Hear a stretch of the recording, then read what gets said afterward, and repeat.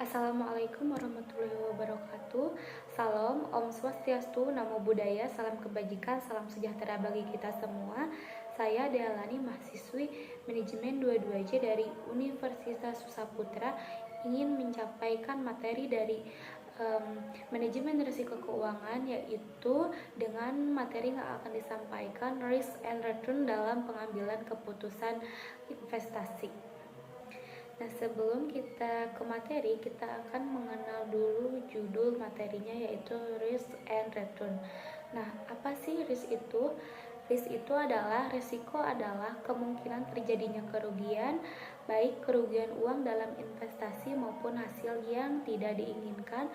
Dan sedangkan return adalah keuntungan yang didapat baik dari kenaikan modal atau capital gain maupun pemasukan dari investasi seperti dividen, bunga, dan kupon.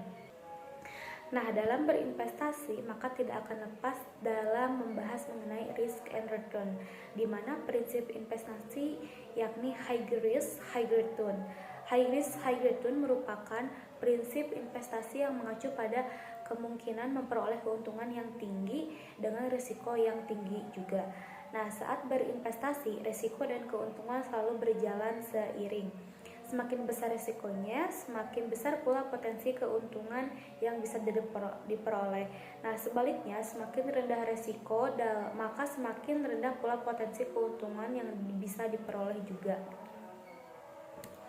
Nah, selanjutnya, contoh investasi dengan prinsip high risk dan high return adalah saham. Nah, saham tersebut mempunyai potensi imbal hasil yang tinggi, namun resikonya juga tinggi. Nah, sebaliknya, obligasi dan deposito tergolong investasi beresiko rendah.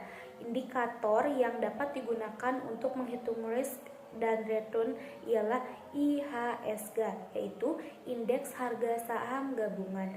Adalah indeks pasar saham yang mencerminkan kinerja seluruh saham yang tercatat di Bursa Efek Indonesia atau BEI. Nah, IHSG ini digunakan sebagai proksi untuk portofolio pasar yang kemudian dapat digunakan untuk menghitung risiko sistematis dan kinerja yang disesuaikan dengan risiko, yaitu risk adjusted performance suatu portofolio. Nah, namun IHSG ini bukanlah satu-satunya indikator yang dapat digunakan untuk menghitung return dan risk.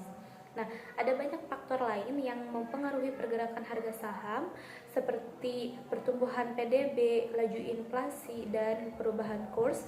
OJK juga mendefinisikan IHSG sebagai indeks yang mengukur perkembangan harga seluruh saham yang tercatat di BEI. Nah, kemudian untuk menghitung risiko, kita dapat menggunakan indeks harga saham gabungan tadi, yaitu IHSG sebagai acuan. IHSG ini dihitung dengan menggunakan rata-rata yang seimbang berdasarkan jumlah saham yang ada di Market Value Weighted Average Index atau bursa saham itu sendiri. Nah, nilai dasar dalam IHSG adalah jumlah secara kumulatif saham yang dikali dengan harga saham pada hari dasar 1. Nah, untuk menghitung resiko, kita dapat memperhatikan pergerakan IHSG pada platform analisis teknikal seperti ChartNexus, StockChart, TradingView, atau lainnya. Kita juga dapat menganalisis IHSG pada platform trading saham dari sekuritas kita, nah jika tersedia. Nah, atur grafik IHSG dalam bentuk candlestick, yaitu atur rentan waktu analisis sesuai strategi trading dan investasi kita. Nah, dan selanjutnya di sini ada perhitungan risk, yaitu perhitungan risk dapat dilakukan dengan rumus standar deviasi. Nah, standar deviasi adalah ukuran statistik yang digunakan untuk mengukur sejauh mana harga aset atau pengembalian investasi bervariasi dari rata-rata mereka. Nah, untuk menghitung resiko dengan standar deviasi, kita dapat mengikuti langkah-langkah yang akan saya sampaikan, yaitu langkah yang pertama, hitung rata-rata min dari harga saham, dan langkah selanjutnya mengurangi setiap data harga saham dengan rata-rata atau min. Langkah yang ketiga, hasil di nomor 2 tersebut yang tadi dikuadratkan, dan langkah yang keempat, hasil nomor 3 tersebut dijumlahkan, kita dapat mendapatkan varian. Nah, langkah yang kelima, hasil nomor 4 tersebut, varian tersebut diakar, maka kita mendapat standar deviasi. Nah, langkah yang terakhir, rumus untuk menghitung standar deviasi adalah N dalam kurung VI minus 1 dikurangi IV tutup kurung 2, di mana adalah standar deviasi, VI adalah harga saham, V adalah harga rata-rata, dan N adalah jumlah data harga saham. Nah, dan yang terakhir selanjutnya di sini ada untuk menghitung return saham. Nah, terdapat beberapa metode yang dapat digunakan. Di antaranya ada yang pertama, metode rata-rata aritmatik, yaitu konsepnya adalah dengan mencari rata-rata sederhana, yaitu menjumlahkan seluruh data return kemudian membaginya dengan jumlah data yang digunakan.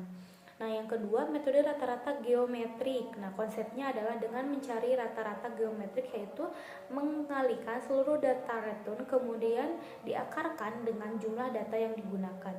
Nah, langkah yang ketiga, metode standar deviasi, yaitu konsepnya adalah dengan menghitung seberapa jauh dari data return dari rata-rata data return. Nah, semakin besar standar deviasi, semakin besar risiko dan instrumen investasi tersebut. Nah, namun sebenarnya bagaimana sebenarnya hubungan antara risk dan return dalam investasi? Nah, mengapa semakin besar return yang diinginkan, semakin besar pula risiko yang harus dihadapi? Nah, kita di sini akan membahasnya. Yang pertama-tama, apa yang dimaksud dengan return dan risiko portofolio? Nah, sebelum memahami lebih jauh tentang hubungan antara risk and return, penting untuk kita memahami definisi dasar dari kedua konsep ini. Nah, yang pertama ada risk portofolio. Nah, risiko dalam investasi adalah kemungkinan bahwa hasil aktual dari investasi akan berbeda dari yang diharapkan, termasuk kemungkinan kehilangan sebagian atau seluruh modal yang diinvestasikan. Nah, yang kedua ada return portofolio, yaitu return adalah imbal hasil atau keuntungan yang diperoleh dari investasi. Return bisa berupa capital gain, yaitu kenaikan nilai investasi, dividen, bunga, dan keuntungan lainnya. Nah, return dihitung sebagai persentase dari modal awal diinvestasikan. Semakin tinggi return yang diperoleh dari suatu investasi, semakin besar pula keuntungan yang didapatkan investor. Nah, yang selanjutnya di sini kita akan membahas hubungan risk and return. Nah, prinsip dasar dalam dunia investasi adalah adanya hubungan langsung antara risk and return. Artinya, semakin tinggi potensi return yang ingin dicapai, semakin tinggi pula resiko yang harus diambil. Nah, sebaliknya, jika seorang investor menginginkan resiko yang lebih rendah, maka potensi return yang diharapkan juga akan lebih rendah. Nah, hubungan ini bisa dijelaskan dalam beberapa poin penting. Yang pertama ada prinsip high risk dan high return, yaitu salah satu prinsip utama dalam investasi. Nah, prinsip ini menyatakan bahwa semakin tinggi tingkat resiko yang ditanggung oleh seseorang investor, semakin besar potensi return yang bisa dihasilkan. Nah, yang kedua ada kurva risk return, yaitu hubungan antara risiko dan return sering kali digambarkan dalam bentuk kurva risk and return. Kurva ini menunjukkan bahwa untuk setiap kenaikan return, investor harus bersiap menghadapi risiko yang semakin tinggi. Nah, dan selanjutnya di sini ada risiko sistematis versus risiko tidak sistematis. Nah, dalam memahami hubungan antara risk dan return, penting untuk membedakan antara risiko sistematis dan risiko tidak sistematis, yaitu di mana risiko sistematis adalah risiko yang tidak dapat dihindari dan mempengaruhi seluruh pasar. Nah, contohnya adalah risiko perubahan suku bunga, inflasi, dan peristiwa global seperti krisis keuangan. Nah, dan selanjutnya risiko tidak sistematis, yaitu risiko yang terkait dengan perusahaan atau industri tertentu, misalnya risiko kinerja buruk perusahaan atau perubahan regulasi di industri tertentu. Risiko ini bisa diatasi dengan diversifikasi portofolio, yaitu dengan menyebarkan investasi ke berbagai aset dan sektor yang berbeda. Nah, dan yang keempat di sini ada tingkat risiko berbeda di setiap instrumen investasi. Nah, setiap instrumen investasi memiliki tingkat risiko dan return yang berbeda-beda. Nah, di mana contoh instrumen investasi dengan tingkat risiko dan return yang berbeda diantaranya ada saham. Nah, saham cenderung memiliki risiko yang lebih tinggi dibandingkan instrumen investasi lainnya karena volatilitas harga saham yang bisa berubah dengan cepat dalam waktu yang singkat. Dan contoh yang kedua ada obligasi.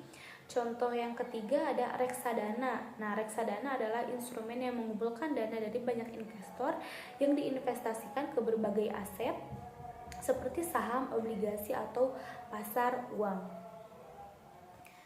Nah, dan contoh yang terakhir ada deposito. Deposito adalah instrumen investasi yang paling aman di antara instrumen lain karena dijamin oleh lembaga penjamin simpanan yaitu LPS.